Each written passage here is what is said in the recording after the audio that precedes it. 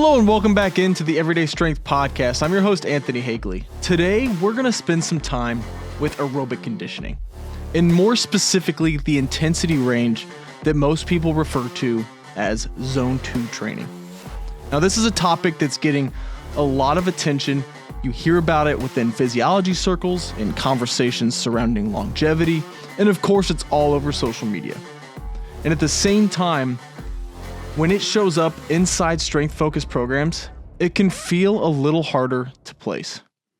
People understand that it's supposed to matter within their training, but the details around why it matters and what it's actually changing and how to fit this into a real training program are often less clear. And so that gap between awareness and application is usually where consistency starts to break down.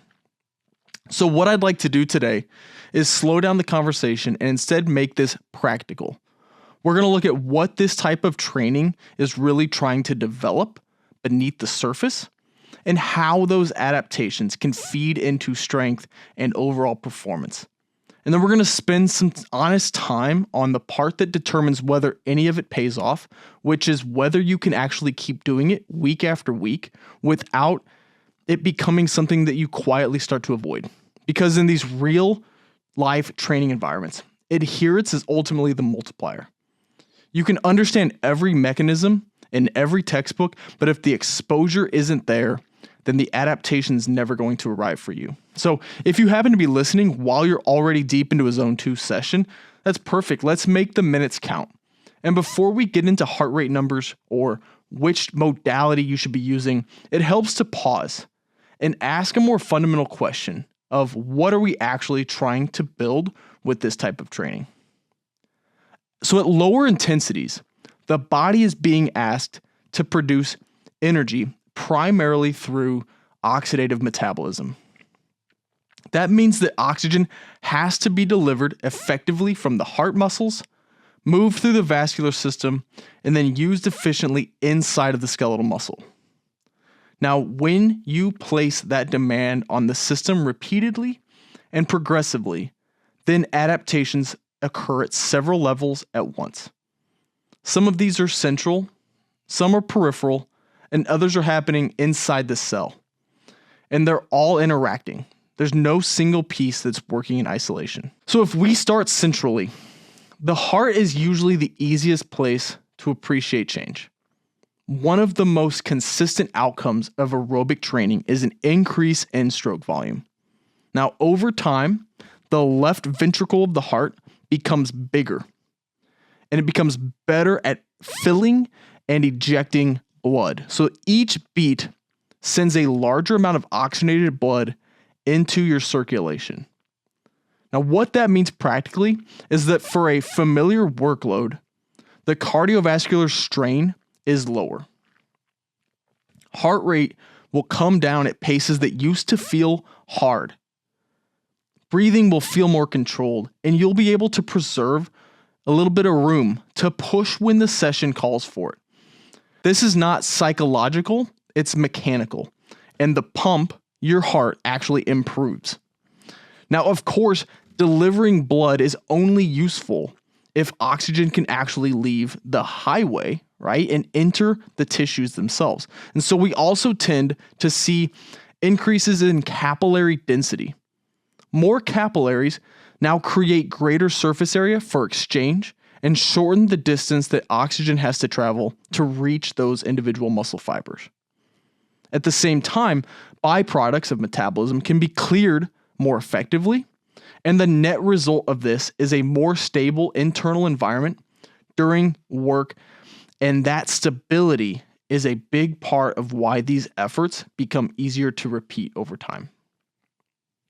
Now, when we get inside the muscle itself, okay, we have mitochondria, and the mitochondrial content and the function generally will improve. But instead of thinking of that as some dramatic, superpower, right? It's instead more accurate to view it as expanded processing capacity. When there is more machinery available, then the relative load placed on each unit is lower for the same demand. you now spread the work out. And over time, that then contributes to better durability, tighter metabolic control, and a higher ceiling for these intensities that show up later. And again, it only works because the upstream system ultimately improved as well. Now, fuel use and oxidation of various substrate can shift as well here. So as athletes spend more time training aerobically, they then often become better at deriving their energy from fat at workloads that used to require more carbohydrate. So for someone who lifts or competes at higher intensities, that can be a meaningful development for them. Glycogen, stored carbohydrate, tends to be one of the primary limiters of hard performance. And if you rely on a bit less of that during these easier sessions, then more is going to remain available for when it really matters. So you arrive at those higher intensities with deeper reserves.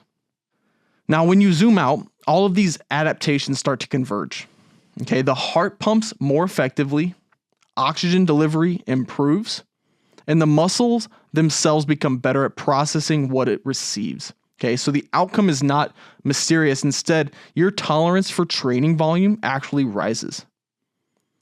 Recovery between bouts of exercise become faster and output can stabilize. So across a week, you can now accumulate more of this high quality work without constantly feeling on the edge. Okay, and if you care about getting stronger and building muscle or performing well in mixed demands, then that is an enormous advantage for you.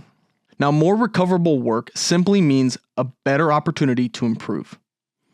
So before we move further, I do want to pause and acknowledge something that I thought listeners might already be thinking about. Now, if you've been following the podcast for a while, you may know and remember back that I previously discussed an important critique in the literature that deserves to be mentioned again here. So a recent narrative review by Storshuk and colleagues published in Sports Medicine in 2025, it challenged the idea that Zone 2 is somehow a privileged or a superior intensity for improving mitochondrial capacity, particularly for people who are not elite endurance athletes. And their argument was reasonable. So a lot of the enthusiasm around Zone 2 comes from observing world-class endurance performers. These athletes, they spend enormous amounts of time, hours a week, tens of hours a week at these low intensities, and they also possess extraordinary mitochondrial characteristics. But those same athletes are not only doing easy work, okay? They're also accumulating a significant volume of demanding training that is above lactate threshold. So drawing a straight line between Zone 2 and their physiology, this elite physiology, can often be risky. So correlation doesn't equal mechanism. Now, the authors of this review also highlighted something that coaches often forget, which is when total training time is limited, these higher intensities frequently produce very strong and sometimes even greater improvements in mitochondrial markers and cardiorespiratory fitness, right? And that makes sense. Okay, harder work creates larger disturbances to energy balance, and those large disturbances can drive powerful adaptations. But this is also not a rebuttal of low intensity work. It's just serves as a reminder to us that no single intensity is going to solve everything. Now, what Zone 2 appears to do very well is create a repeatable stimulus with a relatively low recovery cost. This allows athletes to be able to accumulate more volume and refine their efficiencies and build tolerance so that their higher intensity work can actually be expressed. Now, that is a different claim than saying it is superior. It's a systems argument, not a magic argument. And if you understand that difference, then most of the online fighting will disappear. Now, what we're really talking about today is a different question. So we are asking what role low-intensity aerobic work can play inside of a broader system and how it can help to manage fatigue, expand on volume tolerance, and create the physiological support that allows for higher intensity training to occur consistently and productively. Because performance is rarely going to come from a single session or a single training zone or domain, right? It comes from the interaction of many of these pieces working together over time. Now, when you frame the conversation that way, it stops becoming a debate about which intensity wins. And instead it becomes a discussion about how to build a structure that holds. And ultimately, that is far more useful as a place to live as a coach or as an athlete. So now that we've spent time outlining what we're actually trying to build, the next logical question becomes how to consistently land in the right intensity. Because once effort starts to shift, then everything will really change from a physiological standpoint. Okay, fuel utilization is going to change. The metabolic stress being imposed is going to change. That fatigue that you now carry out of the session and into the next session and throughout the week all changes. And before long, the role that workout was supposed to play inside of the larger program will change with it. So in this context, precision matters. Now, I come from a laboratory background, and in these laboratory environments, this intensity is usually anchored around what we would call the first lactate threshold, or LT1. Not lactate threshold, which would be LT2. This is LT1. So if you've ever seen or ran a graded exercise test, then you've seen how this works, right? Gradually, the workload is going to rise along the x-axis, and blood lactate, which is measured in millimoles, sits relatively stable right at around baseline at these lower stages. But then eventually, you'll now see a clear and sustained rise above resting levels. It's not a dramatic spike. We might literally be talking 1.6 to 2.2 millimoles. But that accumulation, that noticeable upward deflection that stays elevated as intensity continues, is what we would call LT1. Now, different labs define LT1 slightly differently, but essentially it's that first clear, sustained rise above baseline, where the curve is no longer flat, and it's starting to rise. And below that point, energy production is predominantly oxidative, right? We're burning fat at these intensities. The disturbances to homeostasis is manageable. And the body is allowed to settle into something that's close to a steady state for quite a long period of time. Now, once we move above LT1, then you begin recruiting more glycolysis, your ventilation is going to climb, and fatigue is going to start to accumulate faster. Now, this isn't a tempo run, right? That zone 2 is not tempo work. It's not a kind of hard. If you're bargaining with yourself on how intense this session should be or is going to be, then you're probably going to be above what we would classify as zone 2. So now most people are not taking lactate samples during their Tuesday ride, right? But we do need practical ways to be able to estimate where that boundary probably lives. And that's the key, probably. Okay, this is where discussions can really become unnecessarily messy because people will want a single number that is always correct for them, right? A percentage, a universal heart rate, a formula that removes any and all uncertainty. But our physiology rarely cooperates with that level of neatness. There's a lot of outside factors: hydration status, body temperature, outdoor temperature, sleep, caffeine and stimulant usage, and emotional stress, right? Accumulated fatigue from previous sessions, your training age, and all of these elements can push heart rate up, down on any given day. Which means that instead of trusting one signal, we want several of them that are all kind of pointing in that right same direction. So the simplest method is to start with breathing. At the right intensity, you should be able to hold a conversation in full sentences. Now, this isn't short replies, but actual sentences. Breathing will be elevated, but you should be controlled. And there's really no sense that you're chasing air or counting the minutes from this type of work. A conversational pace. We can also use perceived effort, or RPE. Most athletes will end up around a 3 or a 4 out of 10 when this session is all said and done. Again, you're working attentively, but you're not straining to be able to maintain the pace. Now with heart rate, it absolutely still has value. And for many individuals, lactate threshold 1 tends to sit somewhere in the neighborhood of roughly 60 to 75% of maximal heart rate. Some people will be lower, some will be higher, but it's important to treat that as a range, as guidance, not as a verdict that's been handed down from the lab. So when I'm prescribing zone 2 and aerobic training for my athletes, I often start with one very simple approach. This has been popularized by Phil Maffetone, which is 180 minus your age. Takes about 5 seconds to calculate, and it gives people an immediate structure. And here's the interesting part. When we actually bring athletes into the lab and we measure and observe their lactate behavior, that estimate can't say always, but it frequently lands surprisingly close. So it's a simple example, right? I said it takes 5 minutes to calculate. It's even quicker than that. If you were, let's say, 30 years old and you try to, calculate this, you should stay somewhere around 150 beats per minute. If you're 40 years old, then 140, and so on, right? Is it perfect? Not quite, but it is a starting estimate, and it can be off, even if we're highly trained, right? The more highly trained or the more detrained we are, or the more stress that's occurring, in our regular life, it will skew a little bit. So we'll confirm it with breathing and RP. We want to kind of triangulate all three of these. And that agreement is ultimately what we're after, right? If conversation is comfortable and your effort level feels controlled and your heart rate is hovering somewhere around your expected range, then you're probably right where you need to be.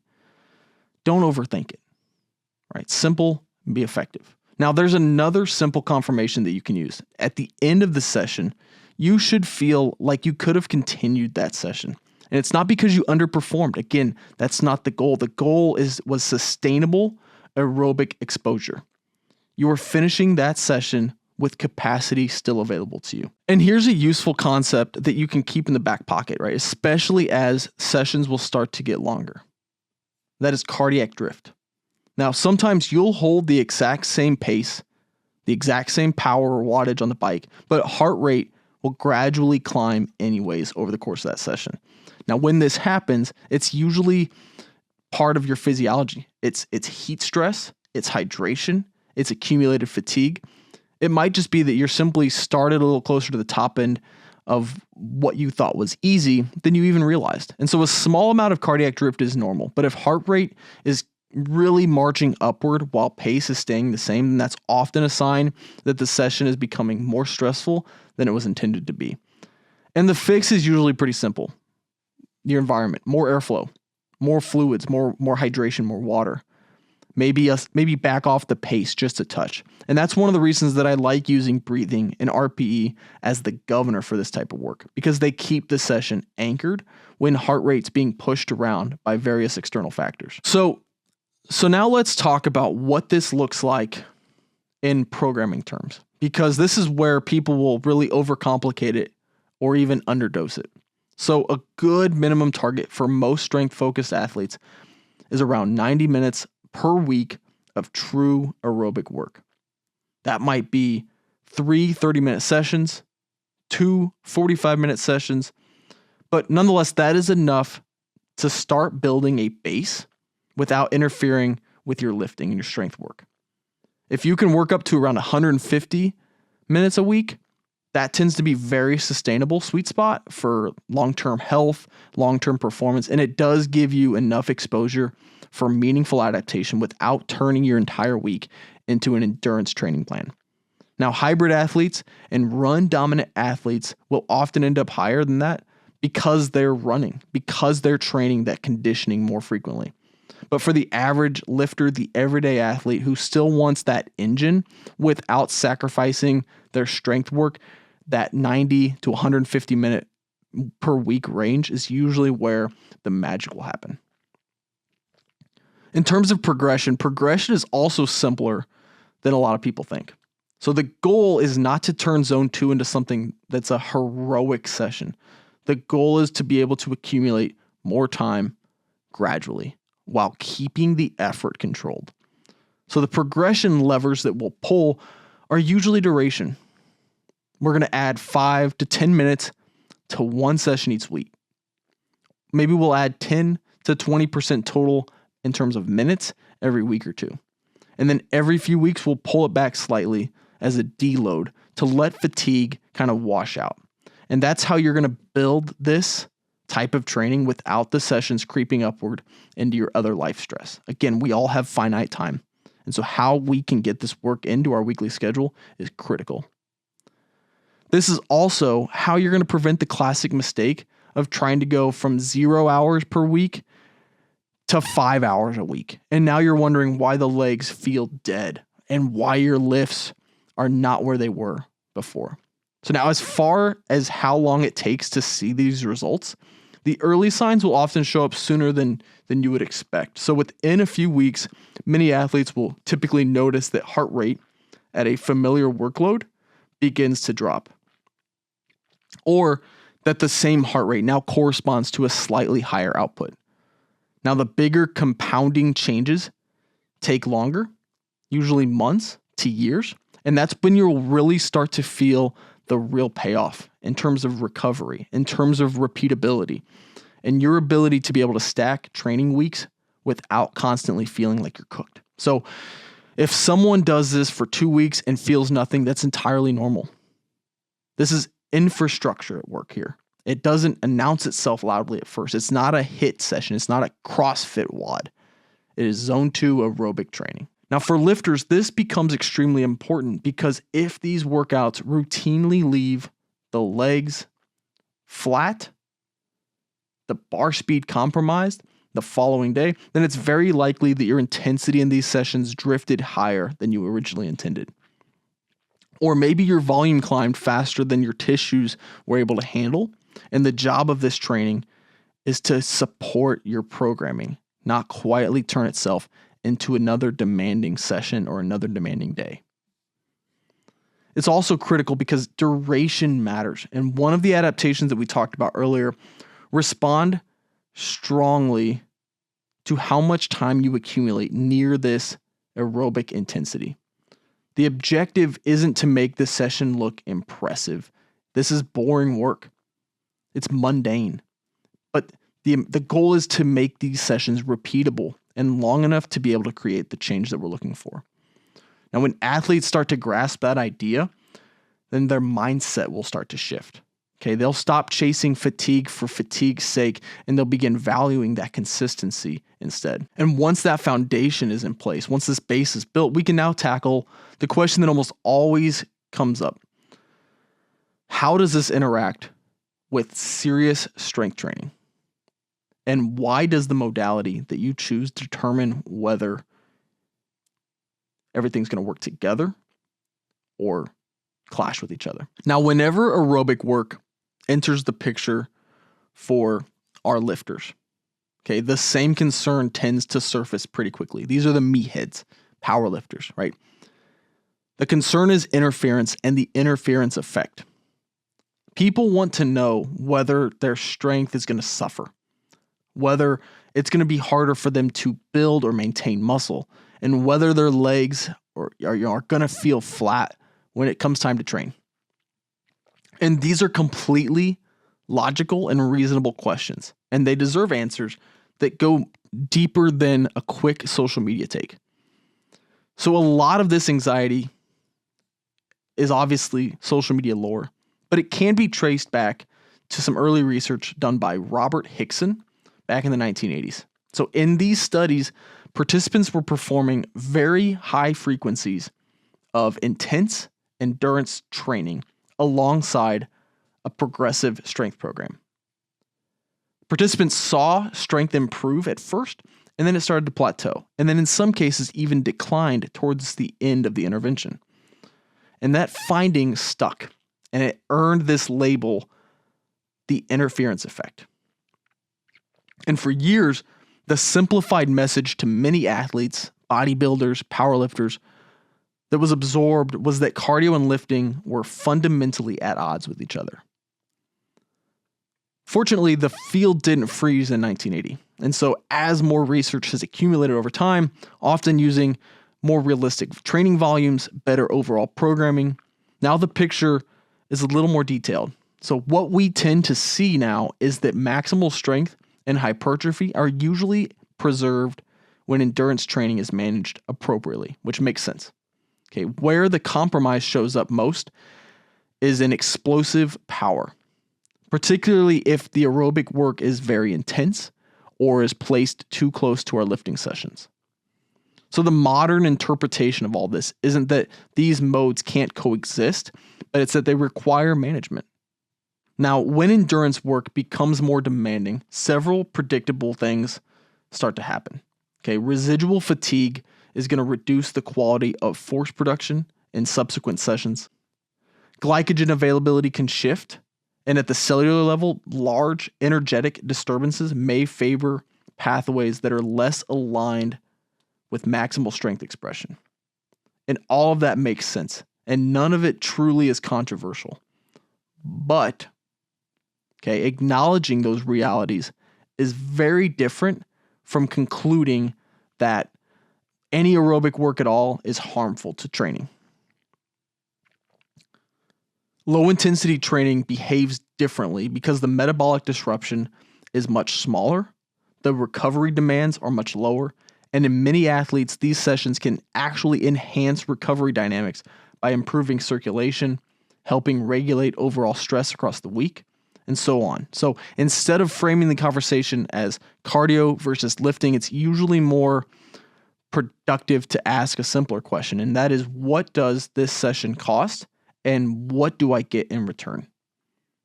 Gives more than it takes. So that's where the modality of this type of work becomes incredibly important, because different tools come with vastly different price tags. So take running, for example. Every step includes an impact, and there is meaningful eccentric component involved with each of those impacts. Now, what that does is it produces tissue stress.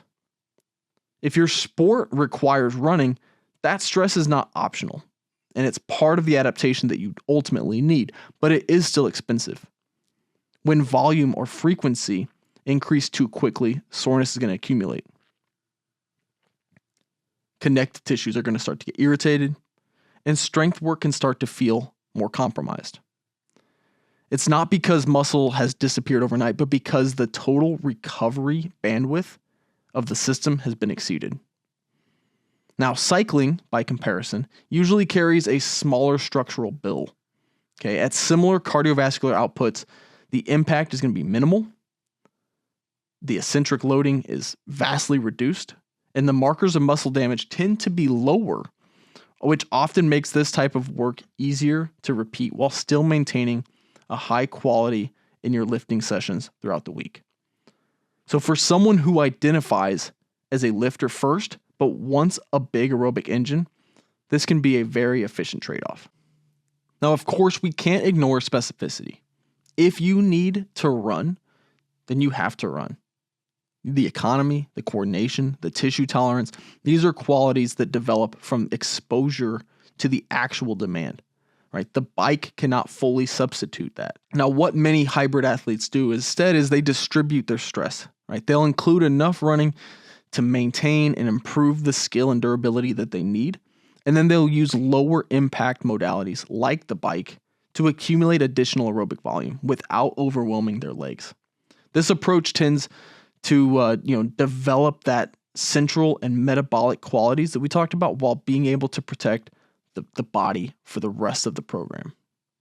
So the takeaway is not that one tool is good or bad. It's that the right choice is the one that allows you to complete the necessary work and still arrive prepared for what comes next. Now, if aerobic sessions are repeatedly degrading your strength performance, the solution usually isn't to panic, but to audit the program, right? Look at the intensity, look at the duration, the frequency, and the mechanical load. Okay, somewhere in that mix, the balance can almost always be restored. And then there's another layer here that deserves at least a quick mention, and that is how these sessions are arranged relative to the lifting program. Because even when intensity and modality are appropriate, the timing still factors in. If maximal strength or hypertrophy is the priority, then resistance training generally benefits from being performed first while the nervous system is fresh and glycogen availability is high, and then aerobic work can follow. Or ideally, it can be placed later in the day if the schedule allows. If aerobic development is the main objective, then flipping that order makes sense, right? Do your aerobic work and then do your strength. Now, for athletes who generally want to progress in both, then separation becomes even more useful because alternating days or at a minimum creating several hours between sessions gives you a chance to refuel. It gives you a chance to rehydrate and rest and reset before now asking the body again to produce that force and to produce those efforts. There are also some simple combinations that make life easier. Okay, upper body strength while paired with running often interferes less with the next day session than say heavy squats followed by running. Okay, lower body lifting days frequently pair more smoothly with cycling or rowing or other options that ultimately carry less impact. Now, none of this needs to be perfect, but acknowledging that order influences outcome helps to prevent a lot of unnecessary frustration for athletes. So what we're really doing is we're protecting quality where quality matters most. Okay, whenever athletes start to see it through that lens instead, then something important will happen, and that is that the fear fades and cardio stops feeling like a threat to your progress and instead becomes another variable that we can shape and we can optimize. And once that shift occurs, then we're ready to move into the part that ultimately determines whether any of these physiological discussions matter at all. Because even the most elegant program, the most elegant plan, fails if the work itself doesn't happen often enough. And so now when we turn from integration towards sustainability, let's talk about how to make this something that you can continue doing and make it a part of your program. Now, up to this point, we've spent a lot of time in the physiology and in programming. And we've talked about what changes in the heart, what changes in the muscle, and how modality choices can influence our recovery and our performance across the week. And all of this is essential, but none of it produces an outcome if the work doesn't happen again tomorrow.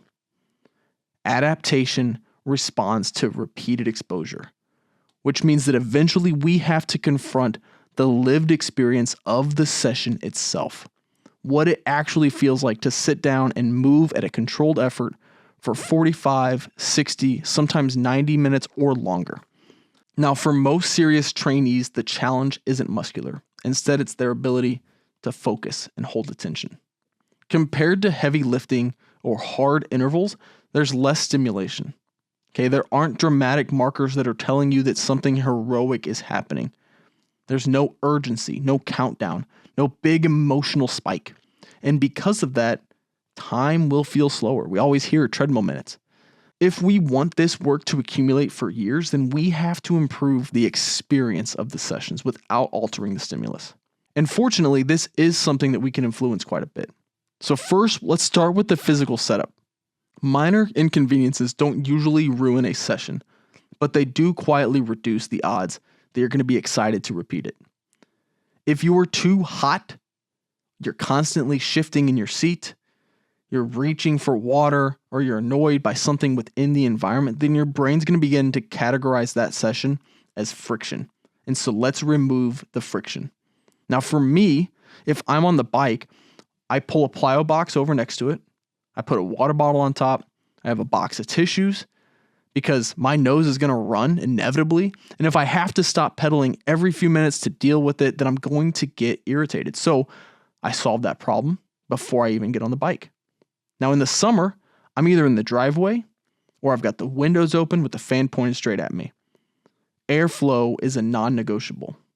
I want that environment working with me, not against me. Similarly, if I'm on the treadmill, it's that same philosophy. Okay, bottle right there within reach. If the duration is longer, then I'm going to have fuel. I'm going to have a gel pack right there. Okay, maybe a sports drink. I'm going to have my towels nearby. Everything is going to be arranged so that once the session begins, my momentum isn't going to get interrupted. Now, this isn't a luxury. Okay, this is a strategy for me. Comfort is one of the easiest ways that we can protect consistency. And then there's attention, because intensity is controlled, your mind is available, right? This is one of those rare training environments where physical work and our mental work can happen at the same time. Sometimes I'm watching sports, I'm watching the game, and instead of sitting on the couch, I'm going to be pedaling, right? Now I'm getting movement in, and I'm still doing what I was going to do anyways. Same entertainment, better outcome. Sometimes it's a show I'm catching up on Netflix. You'd be shocked how quickly volume can accumulate when the bike becomes linked with something that you already look forward to. With this type of stuff, I'll usually watch the longer series, right? 45, 50 minutes, and that fits right in with my session. Okay. Now, other days that I'm not watching shows, I'm thinking through my projects. I'm outlining content. I'm reading the research. And some of my better ideas tend to show up during these sessions, especially my long runs, because the body is occupied and the brain now has room to be able to wander in a productive direction. Now, the aerobic stimulus isn't changing, but psychologically, the time becomes valuable for you rather than empty, and that can change a lot for everyone. Now, scenery can also play a role too. Our physiology doesn't require the same wall every day. If monotony starts to build, then let's rotate machines. Let's change the orientation. Let's face a window or move outdoors. Even small little adjustments in our environment can refresh perception while the metabolic demand remains almost identical. Feedback also helps to anchor our motivation. Now, when heart rate begins to drop at outputs that, at one point in time used to challenge you, or maybe now you can hold a higher, faster pace at the same effort, then the work gains context. You're no longer trusting that adaptation is happening, but you can actually see it. And visible progress is sticky, right? It keeps people coming back for more. I think it's also worth reconnecting the session to the bigger picture. And that is that this isn't random activity. It is preparation for better strength sessions, more stable conditioning, and a longer athletic runway. When you now understand how today's restraint supports tomorrow's performance, your patience gets easier. And none of this type of work requires hype. It just requires thought and consistency. Now, when athletes build sessions this way, then something subtle but important can happen.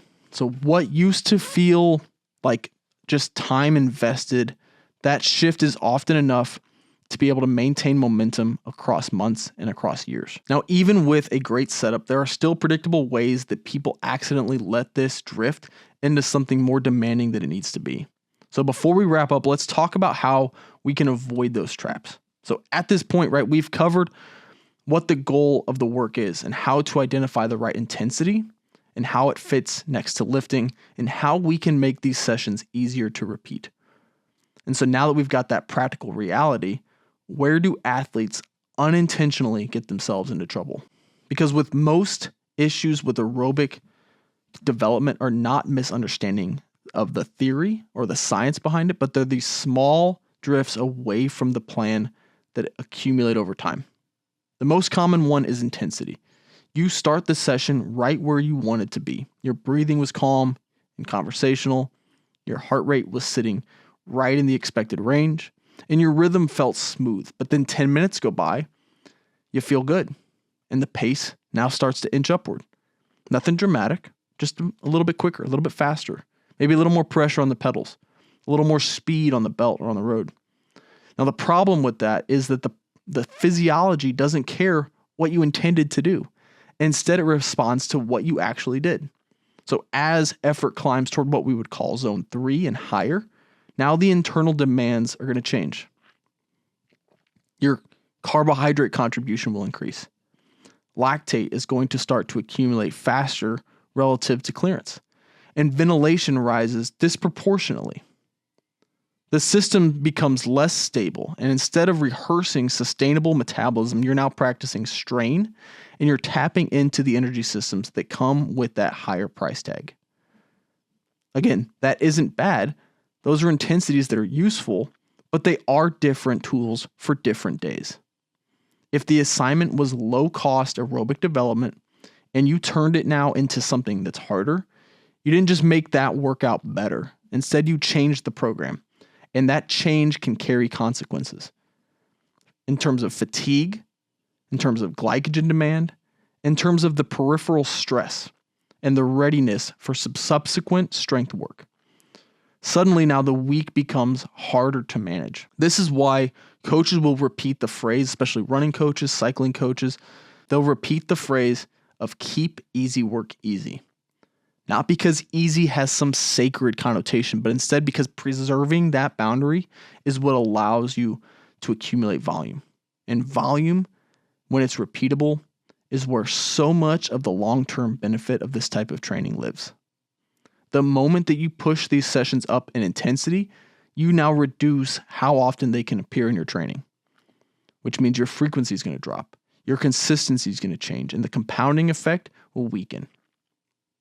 So discipline here is quiet, but it's massive. Another place that athletes drift is the modality choice, right? If the goal doesn't require high impact, then constantly choosing the most punishing option it's rarely going to win you anything, right? Stress should match the adaptation that you're trying to create. If legs are perpetually heavy, it's reasonable to ask whether the tool is serving the program or it's just satisfying a preference. Now, here's a subtle one that catches a lot of driven people, and that is that we tend to associate discomfort with productivity. If we sweat more, we breathe heavier, and we finish more tired, more exhausted, then it feels like we've now accomplished something meaningful. But those sensations don't necessarily align with what we're trying to do and what we're trying to build on a low-intensity aerobic day. Remember, this work is about strengthening the delivery systems and improving processing capacity and expanding our durability. And those qualities respond to time under manageable stress, not a dramatic suffering. Hard sessions are absolutely necessary, but they're not interchangeable with this base work.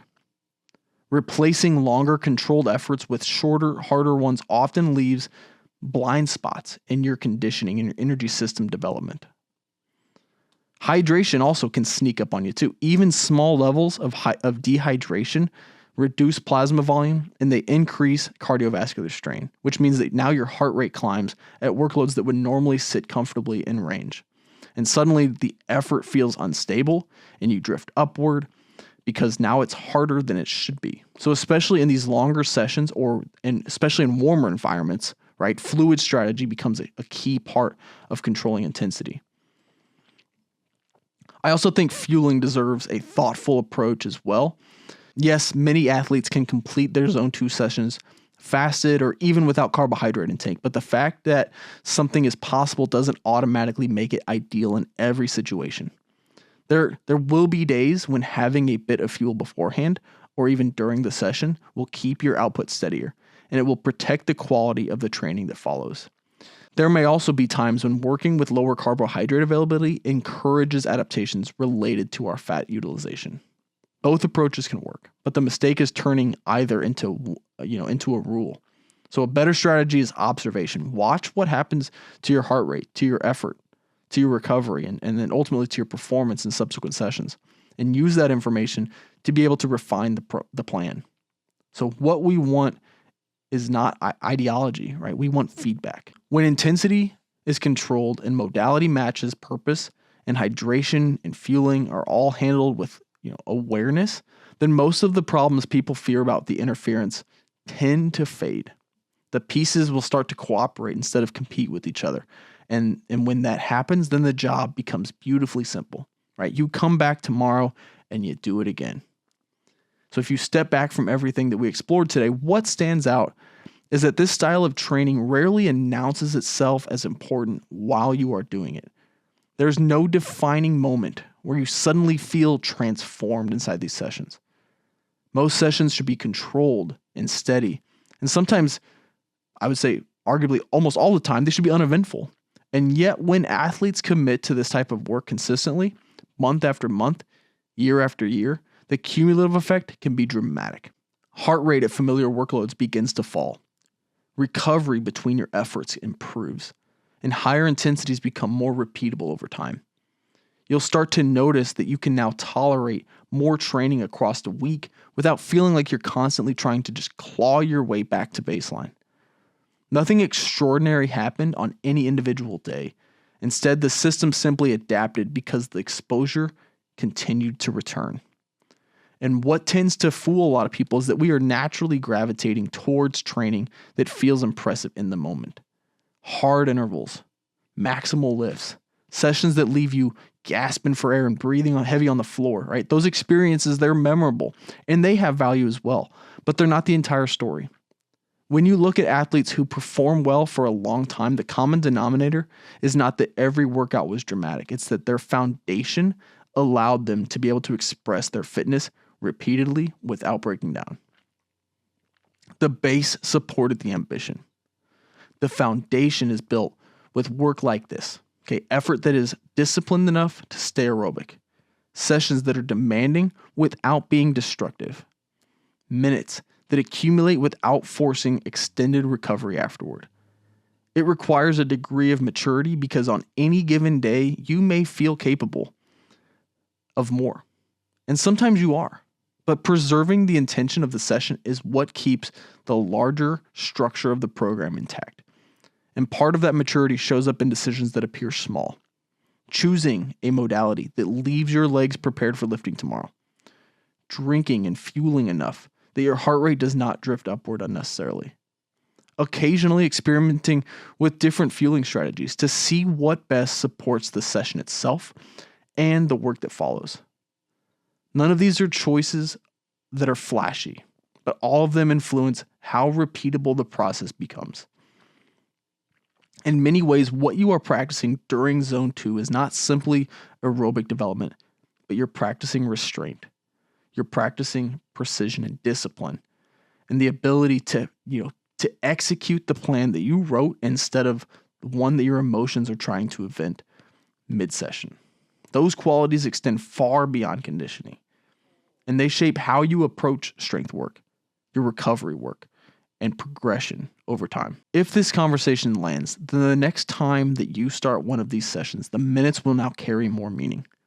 You will understand what is being built beneath the surface and why your patience is a competitive advantage. You will recognize that the quieter work is often what allows for the louder performances to exist later. You've been listening to the Everyday Strength Podcast. Thanks for spending part of your day here with me. If the conversation gave you something actionable, then make sure you're subscribed on YouTube, Apple Podcasts, or Spotify. And don't be shy about leaving a comment or a 5-star review. It helps more people to find the show, and it tells the algorithm that this information matters. If you want to dive deeper into the physiology and the practical tools behind great training, then join the Performance Edge Network. Every week, I send out a newsletter with research I'm reading, lab insights, deep dive breakdowns, and training topics and conditioning strategies, and things that I'm experimenting with in my own programming. It's free to join, and it's designed to make you a smarter athlete and a more capable human. And if you need a structured plan, I've built programs for exactly that. The Peak Performance Program is my go-to for athletes who want elite strength and conditioning. I also have the Peak 3X program, which takes the meat and potatoes from peak performance and condenses it into just 3 days per week for the busiest athletes. And I've got other programs for hybrid athletes, endurance development, and for people who simply want to look, feel, and perform better in everyday life. You can find all of those at HigleyStrength.com. Thanks for listening, keep training hard, and I'll see you next time.